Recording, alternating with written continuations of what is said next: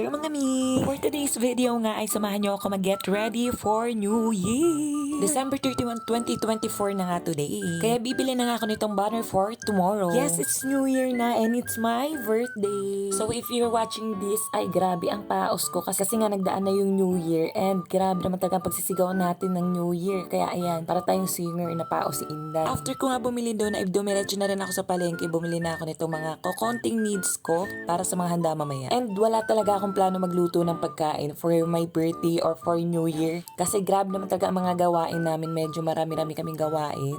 So wala talaga kaming oras para magluto. Ang original plan nga talaga ay bumili na lang ng lutong pagkain dito sa may Kainta. Pero since hindi ko na briefing si Daddy Mark kung anong bibilhin niya, yung pagkain lang na trip niya yung binili niya. At dahil alas 12 na ako ng tanghali nagising, oh yes, grabe, 'di ba? Night shift kasi talaga yung schedule ng mata ko. Kaya napagplanuhan ko na lang na magluto ng aglio olio carbs at saka spaghetti. After ko nga doon sa palengke, dumiretso na ako dito sa SM and tingnan nyo naman yung mga bilihan dito. Grabe, puro sold out na. Tapos plan ko rin bumili ng donut pero yung Jayco, grabe naman talaga yung pila. Kaya ang ending dito na lang ako sa Caramiya bumili and then ayan yung violet na cake, yan yung napili ko for my day. Halos lahat nga masarap pero hindi naman pwede lahat bilhin ko. Kasi tatatlo lang kami sa pamilya. After that ay bumalik na nga rin ako sa Mahay Hypermarket para bilhin naman tong natipuhan ko na wine. Alam niyo ba kung ba't ko siya natipuhan? Kasi meron siyang libreng tote bag.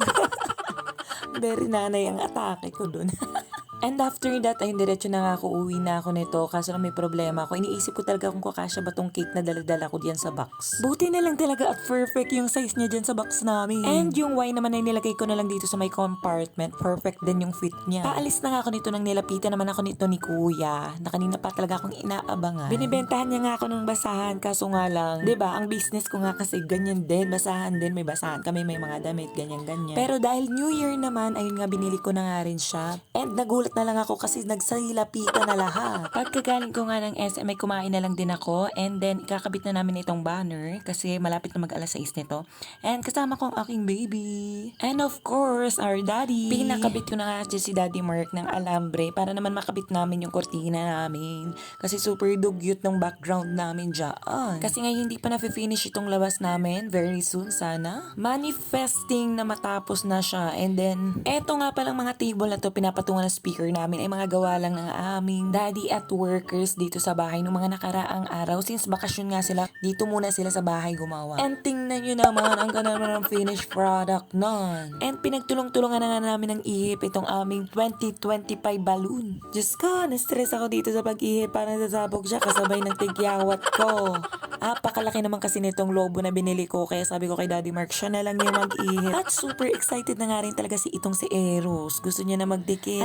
Alam na talaga ng anak ko kung ano yung gagawin tuwing meron kaming lobo. Ang alam niya, lagi kami magde-design, ganun. O, diba, baby, no more na yan. Pero baliktad pa rin magsuot ang damit. Struggling din talaga si Daddy Mark sa pag-ihip. After that, ay dinali ko na nga itong aking pasta na gagawin ko. Alyo-olyo nga pala tong lulutuin ko, guys. Ang tagal na rin kasi ng panahon na hindi talaga ako nakakain ng pasta. And if you know me, grabe talagang addict talaga tayo sa pasta. Nilagyan ko nga rin pala ito ng mushroom kasi favorite ko naman yan pagka-carbonara. Kaya ayun ang tawag dito sa niluluto ko ay aglio olio carbonara. Invento ni Inday. Basta yun, pinagalaw-halo ko na siya dyan. Bali, ang lulutuin ko ay ito and then spaghetti. And the rest of the food na pagsasaluhan namin mamaya ay order na. Tapos yung mga pupunta naman sa bahay namin, katulad ni Kuya at ni Mama, ay magdadala na lang sila ng pagkain na luto na for their share. And then, charan, ang dali-dali lang lutuin itong favorite ko na pasta na to, guys. Super sarap niya. Sundan nyo lang yung video and then mekos-mekos lang. And then, tansya-tansya. Ayan, finish na yan. Labas mo na ang mga wine glass. Wow, ang yayaman, ate girl. Naka-wine glass kunyari. Mayaman. Ayun si daddy. Let's go na. Cheers, cheers. Practice, practice. Practice. Let's cheers. Ang pangit mo. Ganun daw muna yun. Just cheers. Yeah.